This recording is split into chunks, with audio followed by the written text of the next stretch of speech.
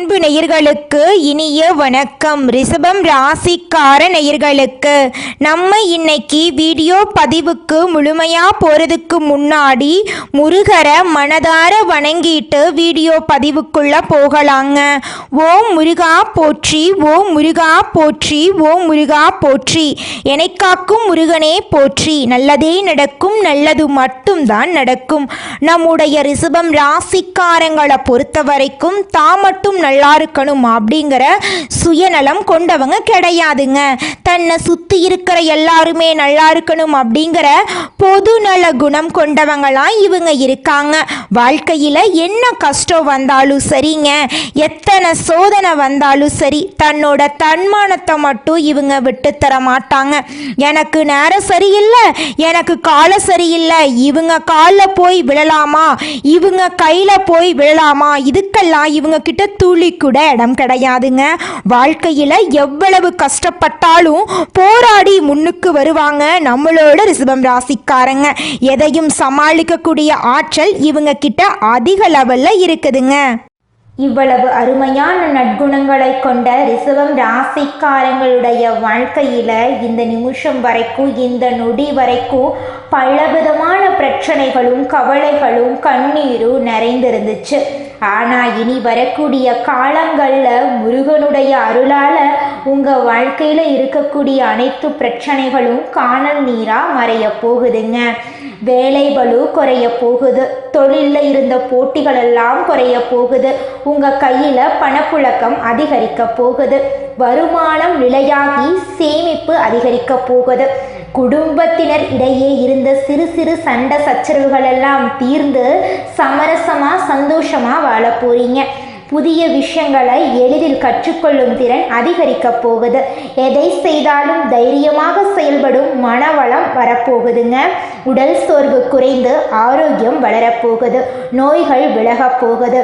திருமணத்தில் தடை இருந்தால் தடைகள் நீங்க போகுது. நல்ல வாழ்க்கை துணை உங்களுக்கு கிடைக்க போறாங்க. குழந்தை பாக்கியம் உங்களுக்கு கிடைக்க போகுது. உங்க வாழ்க்கையே இனி வரக்கூடிய காலங்கள்ல அருமையா இருக்க போகுதுங்க. இந்த உலகத்துல யாருங்க கோடீஸ்வரன்? கோடி கோடியா பணம் வச்சிருக்கிறவங்களா, பிடிச்ச உணவுகளை சாப்பிட்றவங்களா, பிடிச்ச உறவுகள் கிட்ட பேசுறவங்களா? இதில் யாருமே கோடீஸ்வரன் கிடையாதுங்க. யார் ஒருத்தவங்க நோய் நொடி இல்லாமல், மனக்கவலை இல்லாமல் நிம்மதியாக தூங்குறாங்களோ அவங்க தாங்க இந்த உலகத்திலேயே சிறந்த கோடீஸ்வரன். அப்பேற்பட்ட கோடீஸ்வரன் ஆகக்கூடிய யோகம் உங்களுக்கு இந்த மாதம் அமைஞ்சிருக்குதுங்க. உங்க வாழ்க்கையில இனி வரக்கூடிய காலங்கள்ல கவலை கண்ணீர் அப்படிங்கிற பேச்சுக்கெல்லாம் துளி கூட இடம் கிடையாதுங்க. இது நாள் வரைக்கும் உங்களுடைய மனசில் இருந்த மனக்கவலைகள் எல்லாம் இனி வரக்கூடிய காலங்கள்ல காணாம போக போகுதுங்க. நீங்க சந்தோஷமான ஆரோக்கியமான வாழ்க்கைய இனி வரக்கூடிய காலங்கள்ல வாழ போறீங்க. உங்க வாழ்க்கையில சந்தோஷம் நிலைச்சிருக்க போகுதுங்க. ரிஷபம் ராசிக்கார அன்பர்களே, நம்ம இன்னைக்கு இந்த வீடியோ பதிவுல எதை பற்றி பார்க்க போறேன்னு பார்த்தீங்கன்னா, உங்களுடைய பூஜை அறையில் எந்த தெய்வங்களின் படங்களை வைத்து வழிபாடு செய்யணும், எவற்றை தவிர்க்க வேண்டும் அப்படிங்கிறத பற்றி விரிவாக பார்க்க போகிறேங்க. எந்த தெய்வத்தை வைத்தால் பணம், புகழ், குழந்தை பாக்கியம், திருமண பாக்கியம், குடும்பத்தில் சந்தோஷம் கிடைக்கும் என்பதை பற்றி நம்ம தெளிவாக தெரிஞ்சு கொள்ளலாங்க. ரிஷபம் ராசி 12 ராசிகள்ல 2வது ராசியா இருக்குதுங்க. இது பூமி தத்துவத்தை அடிப்படையா கொண்ட ராசிங்க. ரிஷபம் ராசிக்கு அதிபதி சுக்கிர பகவானுங்க. சுக்கிர பகவான் பேர், புகழ், செல்வம், கலை, இசை, காதல், திருமணம், குழந்தை பாக்கியம், அழகு, ஆடம்பரம், வாழ்க்கை சுகங்கள் ஆகிய அனைத்துக்கும் காரகனாக இருக்கிறார். ரிஷபம் ராசிக்காரர்கள் பொறுமையானவங்க, மனசாட்சிக்கு கட்டுப்பட்டவங்க, அழகான தோற்றம் கொண்டவங்க, கலை, இசை, அழகு சாதன துறைகளில் ஆர்வம் உள்ளவங்க. பிடிவாத குணமும் சோம்பேறித்தனமும் இவங்க கிட்ட அதிகமா இருந்தாலும் எடுத்த காரியத்தை முடிக்கும் வரை விடாமுயற்சியுடன் இவங்க செயல்படுவாங்க. பணத்தை சேமிக்க தெரிந்தவங்க, பாசத்துக்கு கட்டுப்பட்டவங்க, குடும்பத்தின் மீது அக்கறை உள்ளவங்க, சொத்து சேர்க்கும் குணம் இவங்க கிட்ட அதிக லெவல்ல இருக்குதுங்க. வீடு கட்டும்போது கடவுளுக்கு ஒரு இடத்தை ஒதுக்க வேண்டுங்க. பூஜை அறையை எப்போதும் சுத்தமாகவும் வாசனை நிறைந்ததாகவும் வச்சிருக்கோணுங்க. அழுக்கு தூசி ஒட்டடை இல்லாம பார்த்துக்கோணுங்க. பழைய சேதமடைந்த விக்கிரகங்களை வைத்து வழிபாடு செய்யக்கூடாதுங்க. ரிஷபம் ராசிக்காரங்க பூஜை அறைய கிழக்கு திசை நோக்கி வைப்பது சிறந்ததுங்க. மேற்கு மற்றும் வடக்கு திசைகளை நோக்கியும் வைக்கலாங்க. தெற்கு திசையை தவிர்க்கணுங்க. தவிர்க்க முடியாத பட்சத்தில் தட்சிணாமூர்த்தி நடராஜர் படங்களை மட்டும் தெற்கு நோக்கி வைத்து வழிபாடு செய்யலாங்க.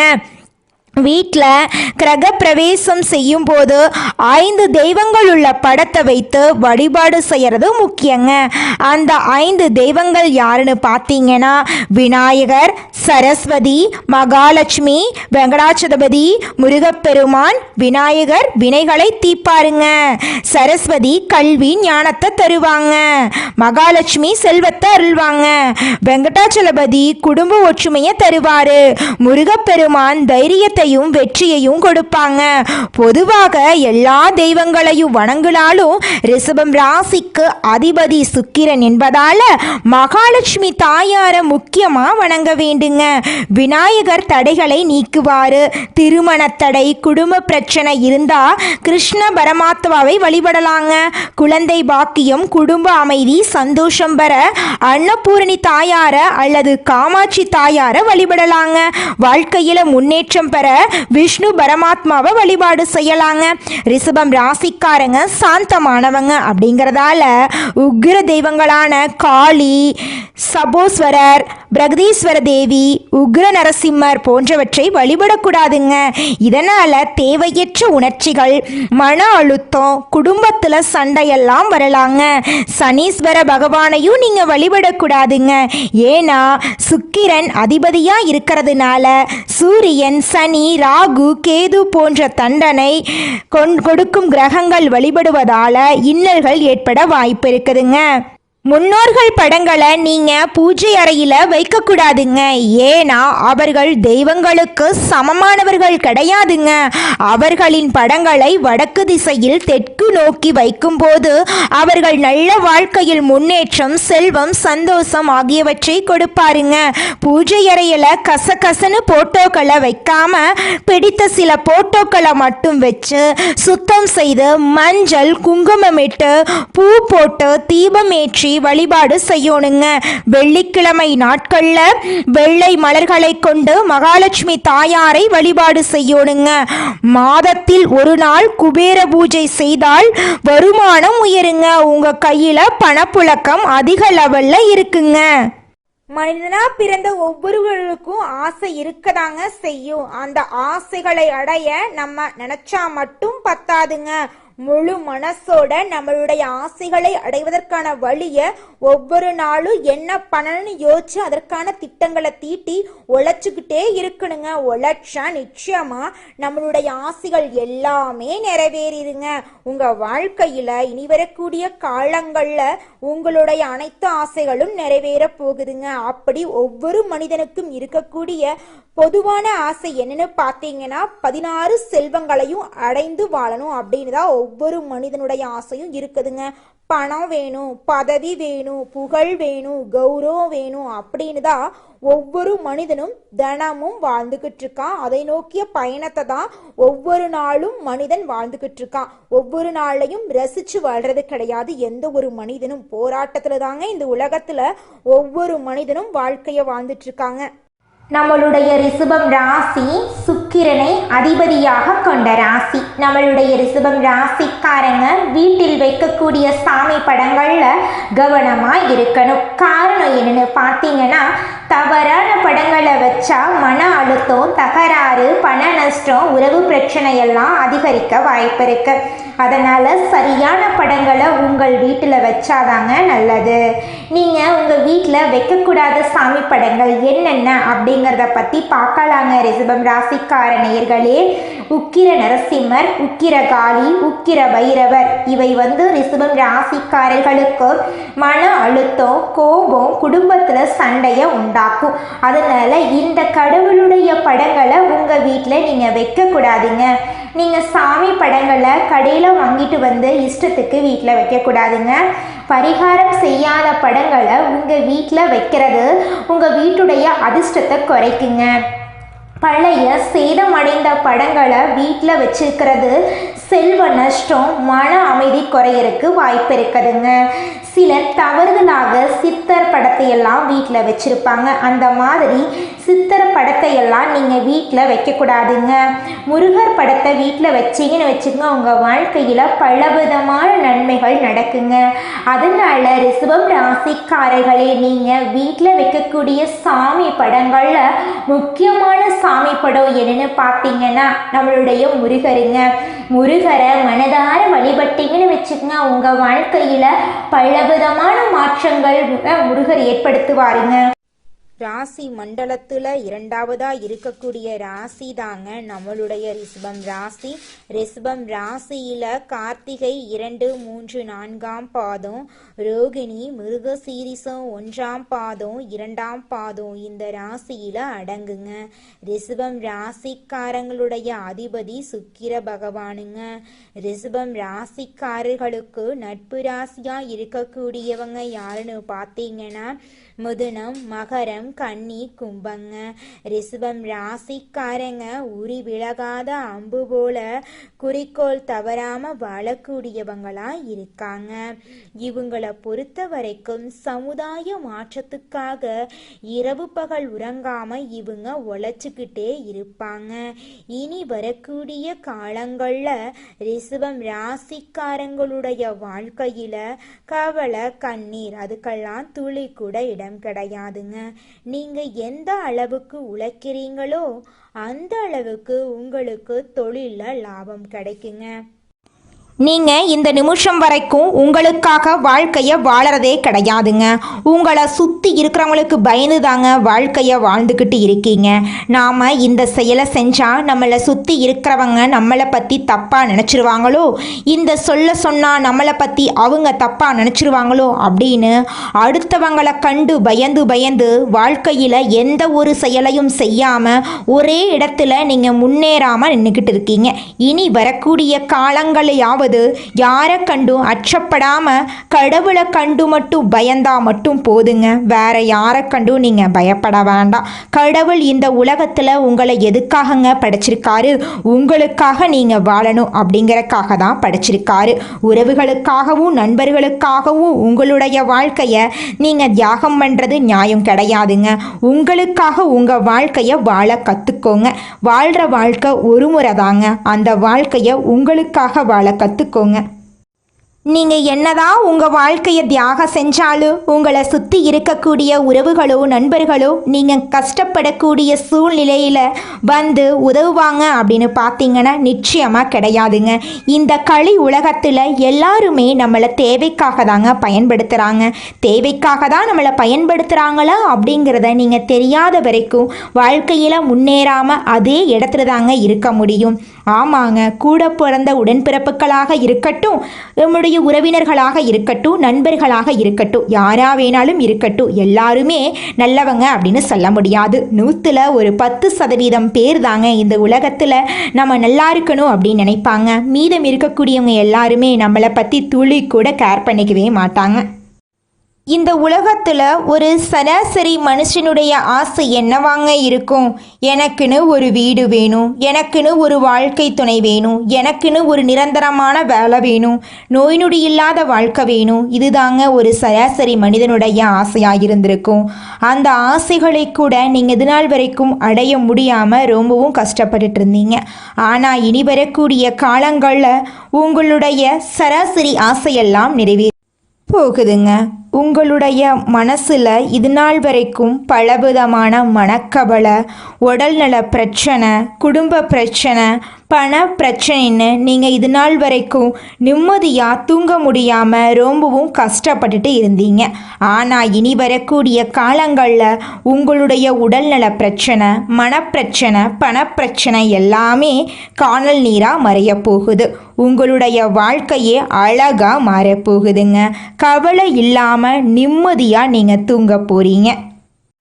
நீங்கள் உங்கள் வாழ்க்கையில் இது நாள் வரைக்கும் முன்னேறாமல் இருக்க சில காரணங்கள் இருக்குதுங்க.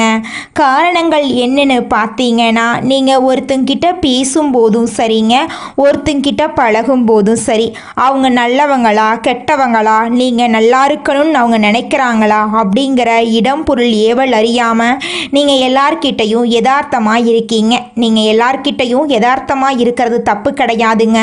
நல்லவங்க யாரு கெட்டவங்க யாருன்னு அறிஞ்சு செயல்படுறது உங்களுக்கு ரொம்பவும் நல்லதுங்க. உங்களுடைய குடும்ப ரகசியங்களையும் தொழில் ரகசியங்களையும் மற்றவங்க கிட்ட பகிர்றதுக்கு முன்னாடி 1க்கு 2 முறை ஆலோசனை பண்ணுறது உங்களுக்கு ரொம்பவும் நல்லதுங்க. ஏன்னா இந்த உலகத்தில் 190% பேர் நீங்கள் நல்லா இருக்கக்கூடாது அப்படின்னு தாங்க நினைப்பாங்க. அந்த 10% பேர் தான் நீங்கள் வாழ்க்கையில் முன்னேறணும் அப்படின்னு நினைப்பாங்க. அந்த 10% பேரை நீங்கள் கண்டுபிடிச்சு அவங்க கிட்ட உங்கள் வாழ்க்கையோட ரகசியங்களை சொன்னீங்கன்னா கூட உங்கள் வாழ்க்கையில் எந்த பிரச்சனையும் வராதுங்க. அந்த 90% பேர்கிட்ட நீங்கள் தெரிஞ்சோ தெரியாமலோ உங்கள் வாழ்க்கையோட நல்லது கெட்டதை ரகசியத்தை சொன்னீங்க அப்படின்னா அதுவே உங்கள் வாழ்க்கைக்கு பெரிய பிரச்சனையாக வர வாய்ப்பு இருக்குதுங்க. அதனால நீங்கள் ஒருத்தங்கிட்ட பேசும்போதும் பழகும்போதும் எச்சரிக்கையாக இருக்கணுங்க. உங்களை நல்லா இருக்கணும் அப்படின்னு நினைக்கிறாங்கல்ல, அவங்கள அறிஞ்சு செயல்படுறது உங்கள் வாழ்க்கைக்கு ரொம்பவும் நல்லதாக இருக்குங்க. குலதெய்வம் எங்கேயோ இருக்குது, என்னமோ இருக்குது அப்படிலாம் நீங்கள் நினைக்க வேண்டாங்க. நீங்கள் எங்கிருந்தாலும் ஒரு தீபம் ஏற்றி வச்சு அந்த தீப ஒளியில தெய்வங்கள் இருக்கிறாங்க அப்படின்னு நினச்சி வழிபாடு செய்யுங்க. குலதெய்வமே தெரியாவிட்டாலும் வீட்டில் தீபம் ஏற்றி வச்சு ஏதாவது ஒரு நல்ல நாளில் குலதெய்வத்தை நினச்சி வழிபாடு செய்யுங்க. குலதெய்வ வழிபாடு குலம் காக்குங்க, குலம் தலைக்கும். முதல்ல குலதெய்வம், அப்புறம் இஷ்டப்பட்ட தெய்வம், அப்புறம் உங்களுக்கு விருப்பப்பட்ட தெய்வங்க. எந்த கோயிலுக்கு போனாலும் என்ன பண்ணாலும் ஏற்றமில்லை அப்படின்னு நீங்க சொல்லுவீங்க. தினமும் எந்திரிச்ச உடனே சூரிய பகவானை நமஸ்காரம் பண்ணுங்க. அவங்களுடைய அனுகிரகம் இருந்தா போதும். மற்ற கிரகங்கள் எல்லாம் சாதகமா இல்லைனா கூட பரவாயில்ல, அந்த சூரியனுடைய பிரகாசம் உங்க வாழ்க்கையவே பிரகாசமா மாத்திருங்க. அந்த வெளிச்சம் உங்களை வந்து சேருங்க. உங்க வாழ்க்கையில் இருக்கக்கூடிய கண்ணீரெல்லாம் கரைஞ்சு போயிருங்க. கடந்த சில மாதங்கள்ல வேலை ரீதியா, வாழ்க்கை ரீதியா, தொழில் ரீதியா ஒரு வாய்ப்புகளை தேடி நீங்க அலைஞ்சிருப்பீங்க. திருமணம் ஆகாம இருக்கிறவங்களுக்கு திருமணத்திற்கான சில வழிகள் அமைய போகுதுங்க. உங்கள் மனதுல காதல் தோன்றக்கூடிய சில விஷயங்கள் எல்லாம் நடந்திருக்கலாங்க. வேலை தொழில் ரீதியாக சில எதிர்பார்த்த அழைப்புகள் உங்களை தேடி வர போகுதுங்க. நீங்க எதிர்பார்த்த லைஃப் உங்களுக்கு கிடைக்க போகுதுங்க. குலதெய்வ வழிபாடு செய்யுங்க. உங்களுடைய ஆசைகள் கனவுகள் அனைத்துமே நிறைவேறிடுங்க. திருமணமாகி 4-5 வருஷம் ஆயிருச்சு, எங்களுக்கு குழந்தை பாக்கியம் கிடைக்கல, நாங்கள் பண்ணாத பரிகாரம் இல்லை, எப்போதான் குழந்தை பாக்கியம் கிடைக்குமோ அப்படின்னு கவலைப்பட்டு இருக்கிற தம்பதியினர் அனைவருக்குமே இனி வரக்கூடிய காலங்களில் குழந்தை பாக்கியம் கிடைக்க போகுது. திருமண தடை நீங்கி திருமணம் கைகூடி நடக்க போகுதுங்க. பூர்வீக சொத்துல இருந்த பிரச்சனையெல்லாம் நீங்கி உங்களுக்கு வரவேண்டிய பூர்வீக சொத்து உங்க கையில வந்து சேரப்போகுதுங்க. உங்களுடைய ஆசைகள் கனவுகள் அனைத்துமே படிப்படியா நிறைவேற போகுதுங்க. உங்க வாழ்க்கையில இருக்கக்கூடிய அனைத்து தடைகளுமே காணாம போக போகுதுங்க. நம்மளோட ரிஷபம் ராசிக்காரங்க நேர்பாதையில மட்டும் கவனத்தை வச்சுக்கிட்டு போய்கிட்டு இருக்காங்க. உங்களை சுற்றி இருக்கக்கூடிய சில விஷயங்களிலும் நீங்க கவனம் செலுத்தோடுங்க. மற்றவர்களைத்தான் நீங்க முக்கியமா கவனிக்கணும். கிரகநிலை மாற்றங்களால வரக்கூடிய பலன்களை நீங்க கவனிக்கணுங்க. அசுர பலன்கள் உங்க வாழ்க்கையில ஏற்பட போகுதுங்க. நம்ம லைஃப்குள்ள வரக்கூடிய நபர்களால கிடைப்பதற்கு வாய்ப்புகள் நிறைய இருக்குதுங்க. காற்றுள்ள போதே தூற்றிக்கொள் அப்படிங்கிற மாதிரி உங்க வாழ்க்கையில வாய்ப்புகள் கிடைக்கும் போது நீங்க முன்னேற வழிய பாத்துக்கங்க.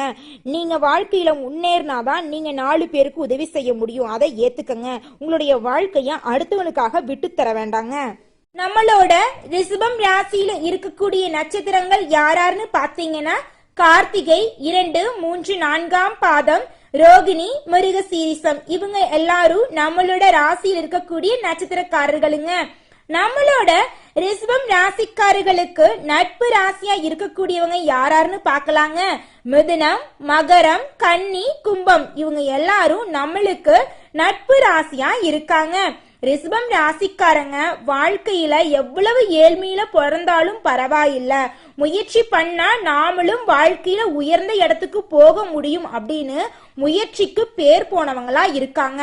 யார் என்ன சொன்னாலும் பயப்பட மாட்டாங்க, விடாமுயற்சி பண்ணிக்கிட்டே இருப்பாங்க, உழைச்சுக்கிட்டே இருப்பாங்க. தன்னுடைய உழைப்புக்கு எப்ப வெற்றி கிடைக்குமோ அது வரைக்கும் தூங்காம சாப்பிடாம உழைச்சுக்கிட்டே இருப்பாங்க. இவங்களுடைய உழைப்புக்கேற்ற பலன் அப்படிங்கறது கூடிய சீக்கிரம் கிடைக்க போகுதுங்க. இவங்களுடைய ஆசைகள், கனவுகள் அனைத்துமே நிறைவேற போகுதுங்க. நல்லதே நடக்கும், நல்லது மட்டும்தான் நடக்கும். நன்றி, வணக்கம்.